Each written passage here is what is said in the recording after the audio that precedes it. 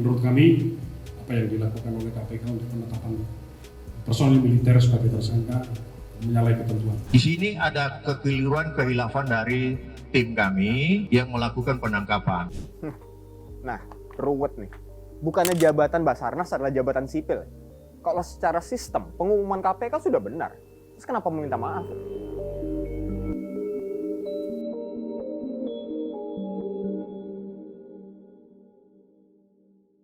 Komisi Anti Korupsi sebetulnya tetap berwenang menangani perkara Basarnas yang melibatkan tentara aktif karena menurut Undang-Undang KPK, lembaga anti korupsi tersebut tuh bisa mengusut siapapun yang melakukan korupsi, baik yang tunduk pada peradilan umum maupun peradilan militer.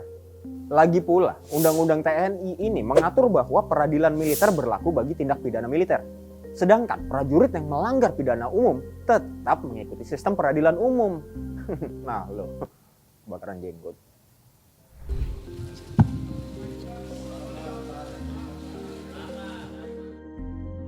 Perubahan sikap KPK dipicu protes TNI. Ya iyalah, TNI yang langsung negor. Nah, karena Puspom TNI menilai penanganan kasus korupsi Basarnas merupakan kewenangan mereka yang diatur dalam Undang-Undang Peradilan Militer.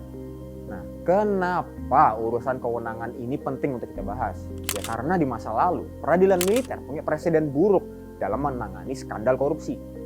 Dari pemberian vonis ringan hingga penghentian perkara.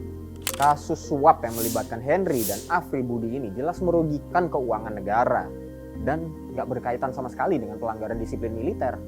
Jadi kepala Basarnas dan anak buahnya itu ya bisa diadili di pengadilan tindak pidana korupsi, bukan pengadilan militer. Mungkin opsi lain yang masuk akal adalah dengan membentuk peradilan koneksitas.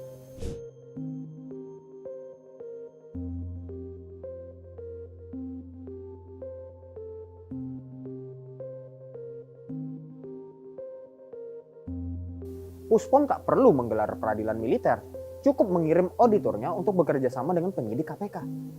Langkah itu sesuai dengan Undang-Undang KPK yang mengatur bahwa Komisi Anti Korupsi berwenang mengkoordinasi penyidikan dengan institusi lain, termasuk militer. Dan ini sepertinya solusi paling realistis karena prinsip koneksitas pernah dipakai KPK saat membongkar korupsi pengadaan helikopter Mi-17 asal Rusia yang saat itu merugikan negara hingga 29 miliar rupiah. Saat itu, satu-satunya perwira yang menjadi terdakwa yaitu Pri Handono divonis 4 tahun penjara di Pengadilan Negeri Jakarta Pusat pada 2007.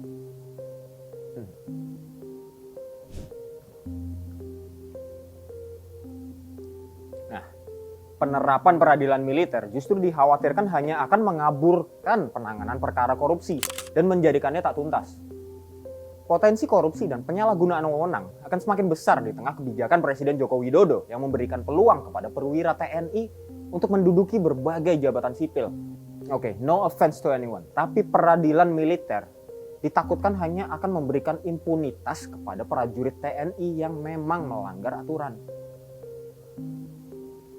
Saya Ricky. Sampai jumpa di Fokus selanjutnya.